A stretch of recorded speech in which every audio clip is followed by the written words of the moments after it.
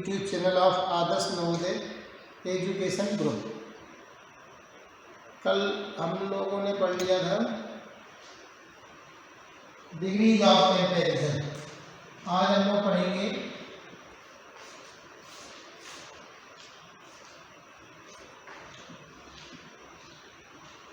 Transformation, part 6 है।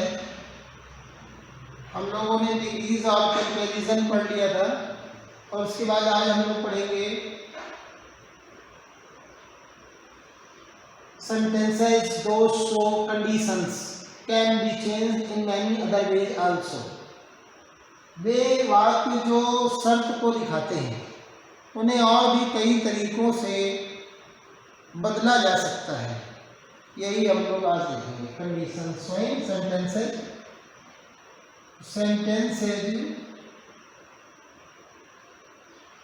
those show condition means शर्त।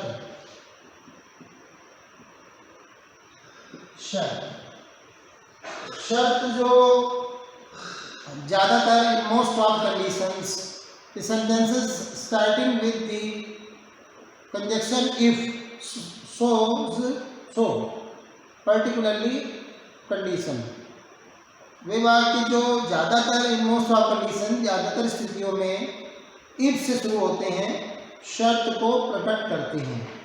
इन्हीं इफ वाले सेंटेंसेस को हम और भी कंजक्शंस का यूज करके हम लोग इनमें शर्त को दिखा सकते हैं। यही देखना कि सेंटेंसेस दो शो कंडीशंस। तो कंडीशन को दिखाने के लिए सबसे पहले हमारे जैसे एक वाक्य, पहला वाक्य जिसे हम आपको बताएं, इफ यू वर्क हार्ड, ठीक है।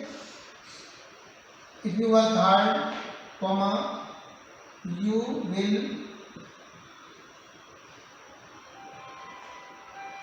गेट गुड पोजीशन या गुड मार्क्स। तो if you work hard you will get good marks. तो यहाँ पर यदि अगर तुम कठोर मेहनत करोगे तो आपको, अगर आप कठोर मेहनत करोगे तो आपको अच्छे मार्क्स मिलेंगे।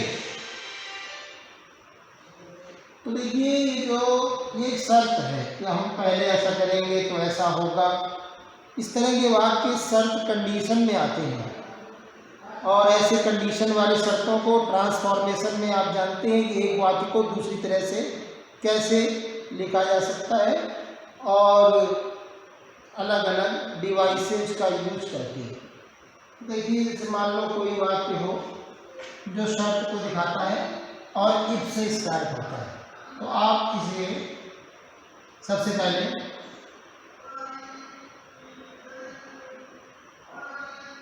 ए नंबर अनलेस का यूज करके, using unless.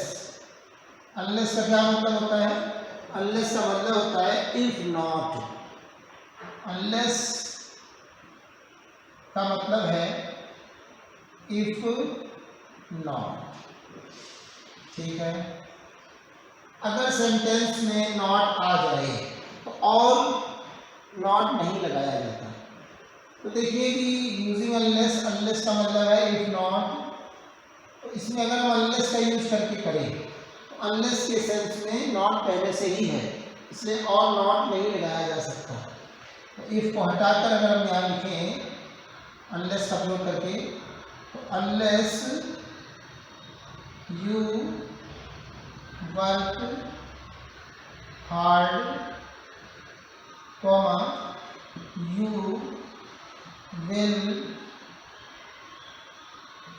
will not get good marks। अब आप सुनिएगा, कोई इफ वाला सेंटेंस है जो शर्त को दिखाता है और अगर हमें उसे बदलना है और अनलेस लगाकर बदलना चाहते हैं तो हमें क्या करना होगा कि हम जब आगे अनलेस का इस्तेमाल करेंगे वाक्य के एक भाग में, इफ वाले सेंटेंस कंपाउंड सेंटेंस होते हैं, सॉरी कॉम्प्लेक्स सेंटेंस होते हैं, तो ये जो कॉम्प्लेक्स सेंटेंस है इनमें एक प्रिंसिपल क्लॉज होती है, ये दूसरी वाली जिसमें कोई कंजक्शन नहीं है। इफ वाली जो क्लॉज होती है वो सबऑर्डिनेट क्लॉज होती है। तो हमें करना क्या है कि इफ को हटाकर अनलेस का इस्तेमाल करना है, ठीक। और ये ध्यान रखना है कि जब हमने एक अफर्मेटिव और निगेटिव बनाया है तो इसके दूसरे भाग जो अफर्मेटिव में है उसे भी निगेटिव बनाना पड़ेगा, मतलब दोनों में परिवर्तन करने पड़ेंगे, ठीक है। तो ये आपको ध्यान रखना है। फिर हम अनलेस का यूज करेंगे तो इफ की जगह पर सीधे सीधे अनलेस लिख दो और इफ हटा दो, और दूसरे वाले में हेल्पिंग वर्ब के बाद नॉट का इस्तेमाल अपने मन से करना है। बस इतने ही परिवर्तन से ये वाक्य बदल जाता है जब हम अनलेस का इस्तेमाल करें। B number, using provided, provided का प्रयोग करके। तो जब हम प्रोवाइडेड का प्रयोग करेंगे तो ये बहुत सरल है, बस सीधे इफ हटाओ और प्रोवाइडेड लगा दिया, ठीक है। तो यूजिंग प्रोवाइडेड, प्रोवाइडेड का जब हम इस्तेमाल करेंगे तो ये सेंटेंस कैसे बनेगा, ये बनेगा इफ हटाओ प्रोवाइडेड लगाओ, प्रोवाइडेड यू वर्क हार्ड, कोई अदर कोई चेंज नहीं करना है। You will get good marks, ठीक है। सी, एक और तरीका है जो शर्त को दिखाता है, वो है सपोजिंग। तो एक तीसरा बनता है यूजिंग सपोजिंग।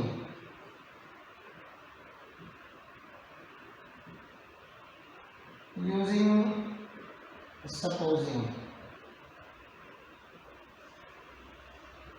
सपोजिंग का इस्तेमाल करके।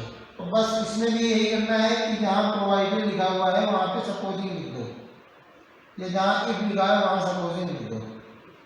Supposing you work hard you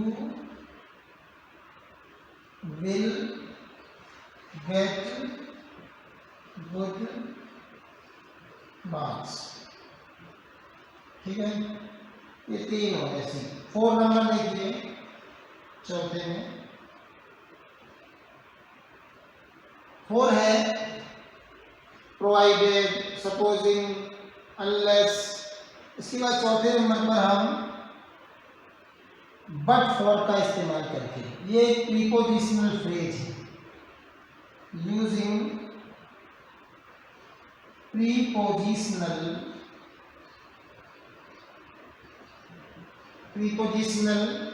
phrase.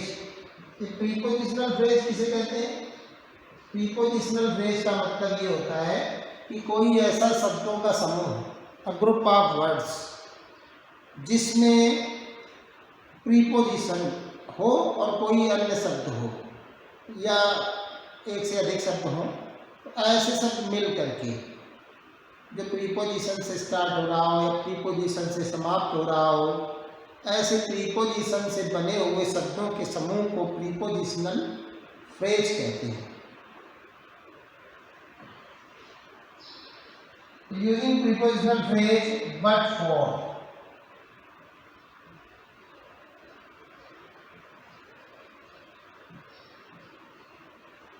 Prepositional phrase but for का इस्तेमाल करते हैं। अब बट फॉर का इस्तेमाल जब हम लोग करते हैं तो हमें ये ध्यान रखना पड़ता है कि जैसे ये यू लिखा हुआ है तो इसको नाउन बनाना पड़ता है।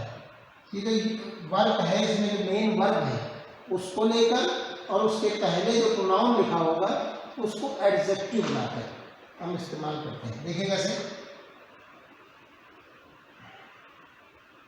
बट फॉर आगे लगाएंगे इफ की जगह पर, और उसके बाद यू को कर देंगे योर, और ये जो वर्क है नाउन इसे बना देंगे but for your work hard, और फिर कॉमा लगा के बाकी same to same.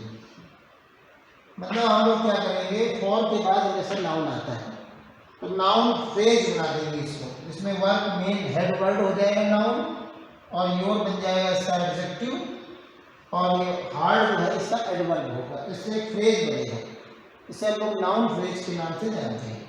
But for your work hard या हार्ड वर्क ऐसे भी लिख सकते हैं, ये हार्ड को आगे कर दो आप, तो ये भी एक एडजेक्टिव बन जाएगा, जो हार्ड वर्क, दोनों ही सही है। But for your hard work you will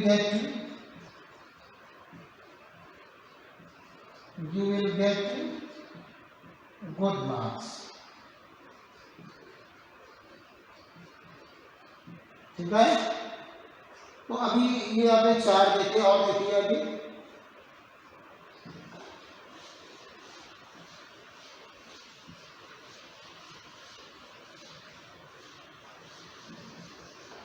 मैं आपको एक वाक्य को अलग अलग तरीके से, अलग अलग कंडीशन, शर्त प्रकट करने वाले वाक्यों में बदलना बता रहा हूं।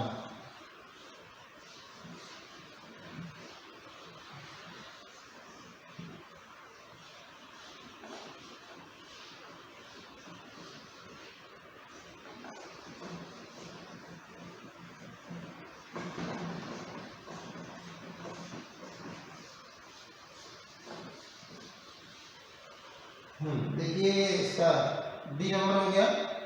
ई में देखिए इसी इफ वाले वाक्य को अगर हमने 4 तरीके से बदलना देखा, हम इस बी वाले वाक्य, इफ वाले शर्त वाले वाक्यों को हम, एक तरीका है कि हम लोग हेल्पिंग वर्ब को आगे करके भी इस्तेमाल कर सकते हैं, लेकिन उसमें क्या रहता है, एक असंभव कल्पना होती है। देखिए इसमें क्या होता है, असंभव कल्पना, इम्पॉसिबल इमेजिनेशन और कंडीशन को शो करने वाले सेंटेंस जो होते हैं। जैसे कि यदि मैं पक्षी होता, बर्ड, तो मैं आसमान में उड़ता, तो इंसान कभी पक्षी नहीं हो सकता।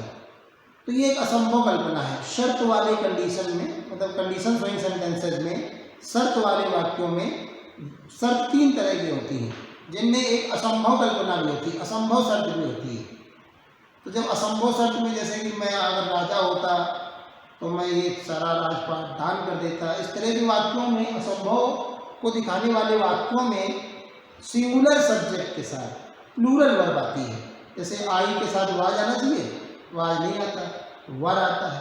तो अगर ऐसा वाक्य हो जिसमें हेल्पिंग वर्ब ना हो, लिंकिंग वर्ब हो, लिंकिंग वर्ब का मतलब मेन वर्ब ना हो, तो जब मेन वर्ब नहीं होगी तो मेन वर्ब ना होने पर वाले ऐसे वाक्य जिनमें मेन वर्ब ना हो और लिंकिंग वर्ब हो, ऐसे वाक्यों में हम हेल्पिंग वर्ब को आगे लाकर कंडीशन, शर्त को दर्शा सकते हैं। मैं आपको बताता हूँ, देखिए जैसे वाक्य अगर हो, if I were a bird, अगर मैं होता एक पक्षी, if I were a bird, I would fly in the sky। देखिए मैं आपको ये बताना चाहता हूँ कि अगर शर्त प्रकट करने वाले वाक्यों में मेन वर्ब ना हो और हेल्पिंग वर्ब ही मेन वर्ब की तरह काम कर रही हो, तो ऐसी वर्ब को हम लोग लिंकिंग वर्ब कहते हैं। तो मतलब ये कि अगर वाक्य में लिंकिंग वर्ब है तो ऐसी शर्त प्रकट करने वाले वाक्यों को हम लोग, ये जो हेल्पिंग वर्ब है ना, वर्ब, इसको आगे लाकर और हम बदल सकते हैं, ट्रांसफॉर्म कर सकते हैं। तो देखिए मैं कैसे कर रहा हूँ, वर आई अ बर्ड, मतलब हमने किया क्या, इसमें इफ को हटा दिया, बस इफ को हटाने के बाद हमने कोई और बदलाव नहीं किए।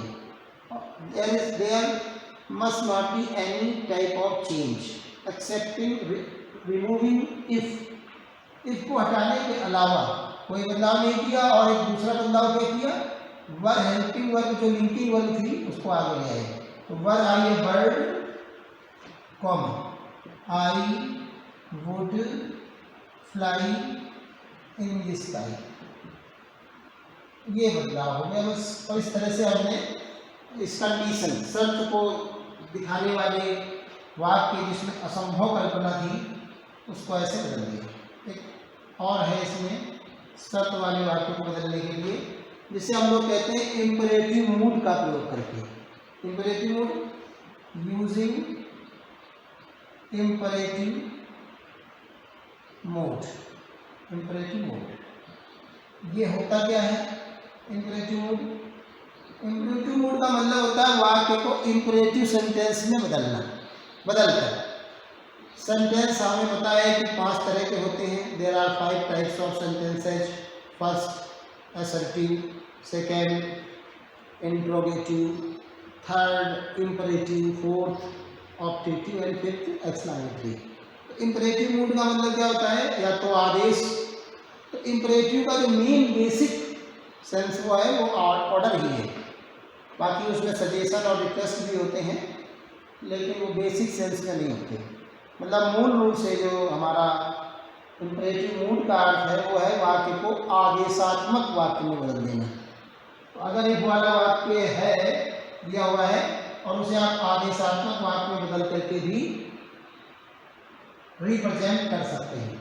देखिए कैसे। अगर मान लीजिए वो जो वाक्य था इफ़ यू वर्क हार्ड, उसे कैसे बदलिए? इम्परेटिव मूड के माध्यम से। If you work hard you will get good marks.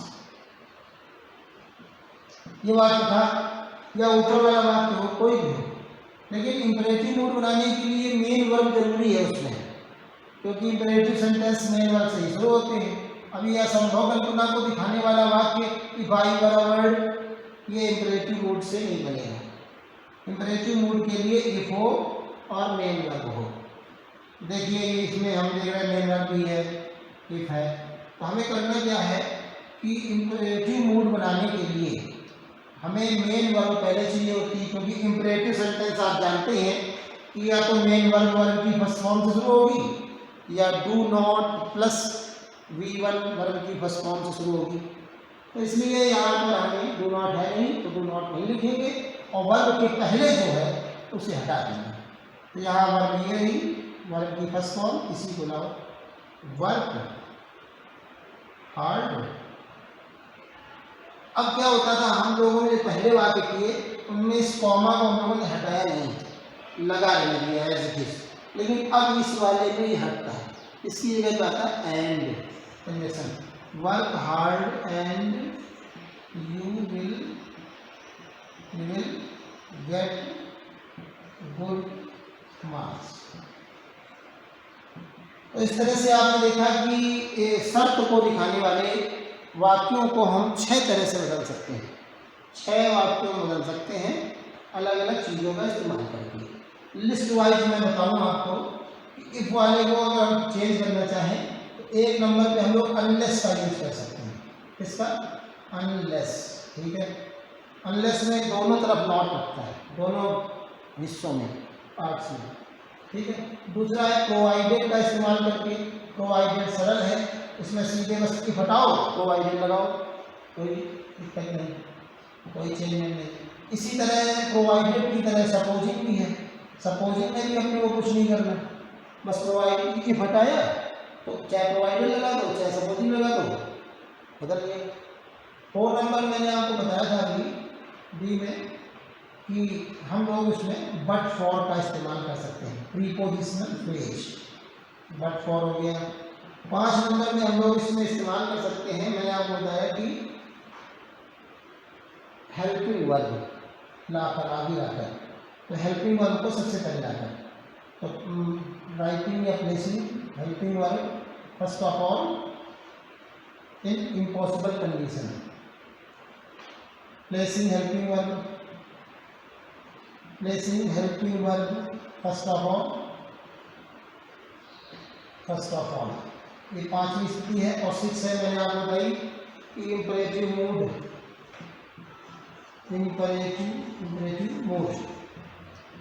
Imperative mode का इस्तेमाल करके। ठीक है, तो ये 6 कंडीशंस होती हैं किसी शर्त प्रकट करने वाले वाक्यों को बदलने की। ठीक है, मैं इसका एक एक वाक्य आपको और लिख के दिखा दूँ। तो ये अभी आपने एक एक वाक्य देखे हैं, एक एक और देख लीजिए।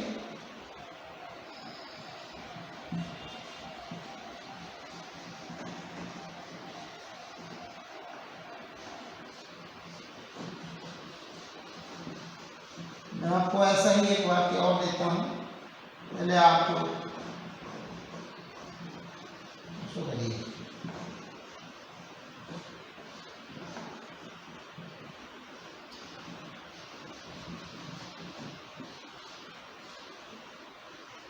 देखिए वैसा ही एक सेंटेंस, इफ ये बी नंबर, इफ वी कर लीजिए,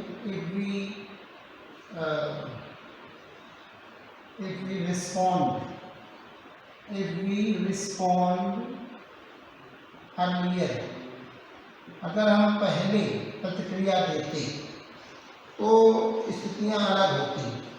If we respond earlier, the conditions may differ. The conditions may differ. अगर हम पहले प्रतिक्रिया देते तो स्थितियां हालात अलग हो सकते हैं, दें तो अलग हो सकते हैं। अब इस बात को देखिए, पहले हम लोग अनलेस का इस्तेमाल करते हैं। अनलेस में क्या करना है, इफ हटाओ, ठीक है, अनलेस लगाओ, लगा दिया, बाकी लिखो वी रिस्पॉन्ड अर्लियर। अब ये कॉमा लगा रखने दीजिए, the conditions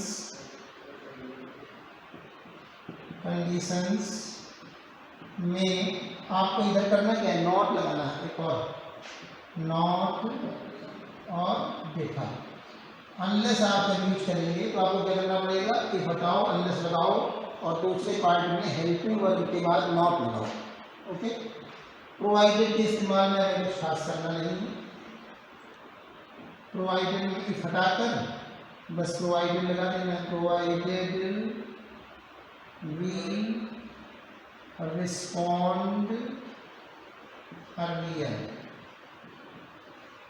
comma the conditions में, इसमें नॉट नहीं लगाना है, में डिफर, इसमें नॉट नहीं लगाया था। बिल्कुल सपोजिंग, बिल्कुल इसी तरह से सपोजिंग, बिल्कुल इसी तरह से सपोजिंग वी रिस्पॉन्ड अर्लियर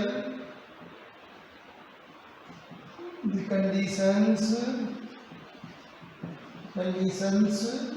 में डिफर, इसमें कोई अंतर नहीं लाना है।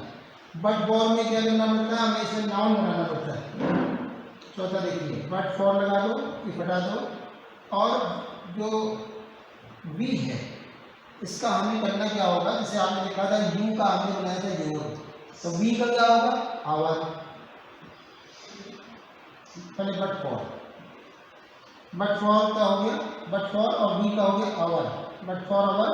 और रिस्पॉन्ड जो है ये वर्ब है, इसका नाउन बनता है रिस्पॉन्स, ठीक है। तो इसके पहले earlier response, but for our earlier, इसको आगे ले आएंगे पिछले वाले की तरह ही, और रिस्पॉन्ड को नाउन बना देंगे तो क्या हो जाएगा, रिस्पॉन्स। और but for our earlier response, comma the conditions में डिफर। ये चौथा बट फॉर हो गया। प्रीपोजिशनल फ्रेज, हेल्पिंग वर्ब को आप जानते हैं कि हेल्पिंग वर्ब के लिए अगर हम आगे लाएं तो इसमें क्या है कि मेन वर्ब नहीं होनी चाहिए, तो इसके लिए अलग वाक्य होगा। और इसी में पांचवा इंपरेटिव मोड का अगर इस्तेमाल करें तो हम इस रिस्पॉन्ड के पहले वाले को हटा देंगे पूरे को, तो क्या लिखेंगे, रिस्पॉन्ड अर्लियर, रिस्पॉन्ड अर्लियर, ठीक है। एंड हमने आपको बताया था कि इम्परेटिव मोड जब बनाते हैं तो उसमें कॉमा हटाकर एंड का भी इस्तेमाल करते हैं। तो respond earlier and the conditions में डिफर, द कंडीशंस में डिफर, तो इस तरह से। और ये छठवां प्लेसिंग इफ वाला, इसको अलग अलग कर लेते हैं। देखिए see if he were rich, अगर वो होता अमीर तो ही वुड हेल्प यू, अगर वो अमीर होता तो आपकी मदद करता है। ऐसे अब इसमें करना क्या है कि हमें सीधे ही हटाना है और वर को आगे ले आना है। Were he rich, he would help you, ठीक है। तो इस तरह से ये कंडीशन को शो करने वाले अलग अलग डिवाइसेज हैं, अलग अलग तरीके हैं, अलग अलग शब्दों का प्रयोग करके हम ये सभी शर्त को प्रकट करते हैं। These all show condition. तो आज के लिए इतना ही। Thanks a lot.